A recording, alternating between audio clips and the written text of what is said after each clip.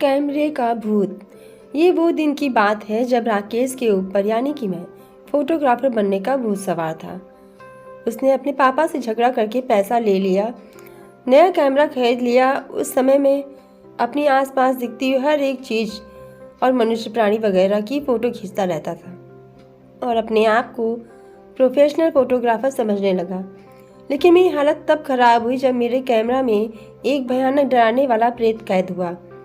पहले तो मुझे लगा कि ये सिर्फ ब्लैक एंड वाइट फ़ोटो है, लेकिन जब ध्यान से देखा तो मेरे रोंगटे खड़े हो गए, क्योंकि उसमें मुझे कुछ अजीब सी दो आंखें दिख रही थी और वो आंखें गुस्से से मेरे कैमरे के सामने देख रही थी।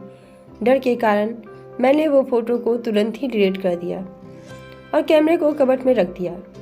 करीबन रात को 2 बजे के आसपास कबाड़ में से धीरे धीरे आवाज़ सुनाने लगा। मैं बहुत डर गया और डरते डरते मैंने कबाड़ का दरवाज़ा खोल कर देखा कि कैमरा कवर में से बाहर आ गया था और कैमरे ने मेरे सामने लेंस करके फ़ोटो क्लिक कर दिया। यह एक बहुत ही डराने वाली घटना थी। मैं तुरंत ही भाग के अपने रूम से बाहर निकल गया और घर के सारे सदस्यों को जगा दिया। ये पूरी घटना सुन के पापा मेरे रूम में गए और कैमरा चेक करने लगे, लेकिन मेरा कोई भी फ़ोटो दिखाई नहीं दिया। पापा ने ये देखकर मुझे कहा कि ये सिर्फ तेरा भ्रम है। मुझे भी लगा कि ये मेरा भ्रम ही होगा। दूसरे दिन दोपहर में मैं नदी के तट पर बैठा कैमरे से फ़ोटो खींच रहा था। बाद में फ़ोटो खींच लेने के बाद कैमरे में फ़ोटो देखने लगा। उसमें मैंने देखा कि वो जो फ़ोटो मैंने डिलीट कर दिया था, वही भयानक फ़ोटो मेरी मेमोरी में फिर से आ गया था। उसे देखकर मैं बहुत डर गया और तुरंत ही उसी फ़ोटो को फिर से डिलीट कर दिया। जब मैंने बाकी की फ़ोटो देखा तो मेरे पैर थर थर काँपने लगे। आप सोच भी नहीं पाएंगे कि उसमें क्या था।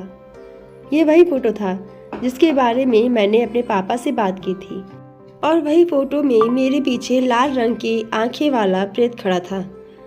इस टाइम पे मैंने वो फ़ोटो डिलीट नहीं किया, लेकिन इसके अलावा बाकी के सारे फ़ोटो डिलीट कर दिए और तुरंत ही कैमरा लेकर सीधा पापा को दिखाने के लिए गया।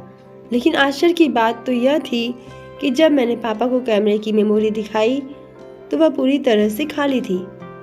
उस दिन मेरे पापा मुझ पर काफ़ी गुस्सा हुए और मुझे बोले, तुझे ये कैमरा पसंद नहीं है तो उसे फेंक दे या फिर बेच दे, लेकिन ऐसी बेवकूफ़ वाली बातें लेकर मेरे पास मत आना। दूसरे दिन रात को फिर से मेरे साथ डर का आतंक शुरू हो गया। अब तो धीरे धीरे बंद कबर्ड में से फ़ोटो क्लिक की आवाज़ आने लगी। मुझे पता था कि ये कोई मेरा भ्रम नहीं है, क्योंकि मैं परलौकिक घटनाओं को नहीं मानने वाला एक संपूर्ण नास्तिक मानस हूँ। सुबह मैंने हिम्मत करके कैमरा बाहर निकाला और फिर से मेमोरी देखने लगा। उसमें कोई भी भूत का फ़ोटो नहीं था, लेकिन एक काली फ्रेम वाला फ़ोटो मिला जिसमें लिखा था, मुझको कैद किया, उसकी सज़ा तुझे तेरी जान देनी पड़ेगी। ये फ़ोटो देखकर मेरे तो होश उड़ गए। मेरी धड़कन एकदम से बढ़ गई। मुझे ये भी पता था कि ये धमकी वाला फ़ोटो अगर किसी को दिखाने के लिए भी चाहूँगा, उससे पहले मेमोरी से डिलीट हो जाएगा। 45,000 रुपये में ख़रीदा हुआ कैमरा मैंने 20,000 रुपये में बेच दिया। मुझे नहीं पता था कि आखिर किस तरीके से वो भूत मेरे कैमरे में कैद हो गया, लेकिन वो भूत यही समझ रहा होगा कि मैंने उसे जानबूझ के कैमरे में कैद कर दिया। अब मुझे तो फोटोग्राफी और कैमरे से डर लगने लगा कि कहीं वो कैमरे वाला भूत मुझे मार तो नहीं देगा।